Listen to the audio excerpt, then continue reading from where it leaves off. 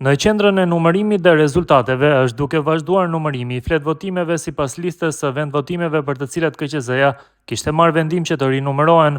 Nga 914 vendvotime që kishin shkuar në rinumërim, deri tani janë numëruar rreth 94% e tyre. Sipas të dhënave paraprakje, në listën e PDK-s po vërejën mospërputhje të theksuara në numrin e votave për disa kandidat, çka ka ngritur shqetësime për manipulim të mundshëm gjatë procesit fillestar të numërimit. Lidhur me këtë, ka reaguar edhe kandidatja për deputete nga kjo parti, Jona Hoxhaj. Ajo ka thënë se është më e dëmtuara në këtë proces, madje sipas saj janë hequr dhe votat e familjes së saj. Si ish kandidate për deputete dhe aktiviste e partisë, unë e dënoj plotësisht aktin e manipulimit të votave dhe parregullsitë që u evidentuan nga procesi i rinumërimit të votave në Prizren.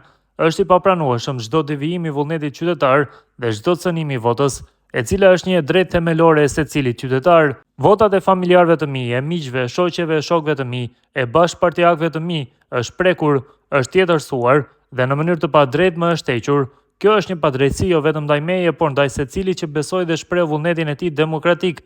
Ndihem thellësisht falënderuese për mbështetje nga secili prej jush që më keni shkruar gjatë kësaj periudhe. Duke qenë kandidatja më e dëmtuar nga lista e Prizrenit, kushdo që mban përgjegjësi për këtë dëm ka cënuar drejt për drejt të drejtën e njerëzve që besuan tek unë për të shprehur lirshëm vullnetin e tyre.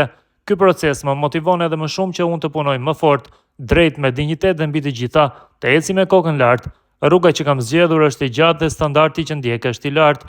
Besoj se PDK-ja, sikur në historinë e saj shumëvjeçare politike, do të ditë adresoj përgjegjësinë, llogaridhënien dhe rikthej besimin qytetar. Demokracia është e shenjtë dhe si të tillë e kemi të gjithë për obligim ta mbrojmë dhe kultivojmë. E juaja Jona, shprehet ish kandidatja e PDK-s.